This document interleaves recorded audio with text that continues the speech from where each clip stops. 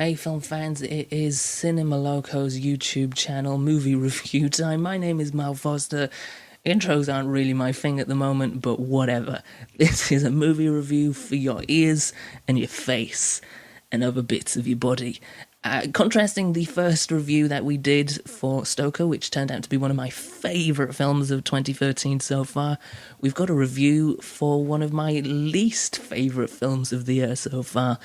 Yes, that's right, the Wolfpack is back for its epic, and I use that word in the loosest way possible, conclusion to their story.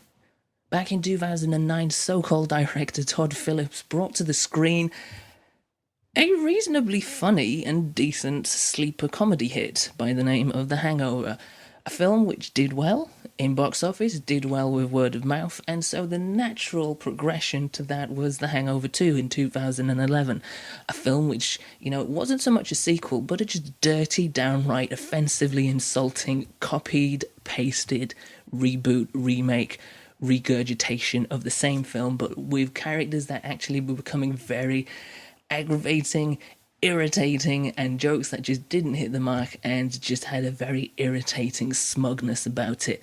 Hangover 2 is filed closely, not quite on the same level, but not that far off from Transformers 2 in my category of dislike. And when I say dislike, I mean pure hatred. Now, call me a sucker or call me a fool for going in for a third measurement of Hangover goodness, if you can call it that. But I was interested. I wanted to see where this went. I wanted to see how you top this. Because it had been billed as this epic conclusion. This whole earth-devouring, apocalyptic, destructive, epic conclusion of the Wolfpack trilogy. And that alone interested me for some reason. However, The Hangover Part 3 is anything but epic. It might be epically boring, epically wasted, epically tired, but it's not epic in the least. What is interesting about Part 3 is the direction in which Todd Phillips has taken with this. He's decided, obviously I'm guessing after watching how well Fast 5 did by changing tact, that The Hangover Part 3 is no longer going to be an all-out silly comedy. It's going to be a goofy crime caper. We're going to have set pieces and action scenes, and we're going to have heists, and we're going to have all of this, and we're going to turn that into the concluding chapter.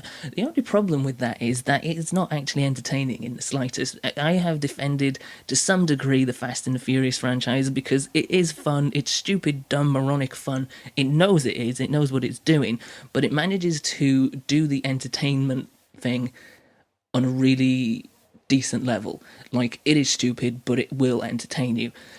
Hangover Part 3 will not entertain you. The action is really flat, the whole direction just doesn't work, and what comedy's in there is also just equally as flat. The problem with The Hangover 3 is that it's just utterly boring, where Hangover 2 was infuriatingly bad and crass and cheap for the fact that it had just spewed out the same film and expected its audience to lap it up like hungry dogs. This just kind of puts it out there as if it doesn't really care. And it's supposed to be this epic conclusion. And it's just like, here we go. We're finishing these films now. That's it. And that's the level of enthusiasm. And I mean, if you're putting that much enthusiasm and interest into the film you're making, how can you expect anything other than the same response back? It's not as hateful. It's not hateful. In fact, that's the thing. I don't dislike it. I don't like it. It's just, ugh. And that's about the summary that I can give. To sum it up in a word, it's just, ugh. And because of that, I'm going to give it a 3.5, which suggests that I don't like it. And thinking about it, I don't, simply because it kind of felt like a waste of time. One decent joke at the start, one decent joke at the end. But in the middle, you've got a whole lot of just, ugh.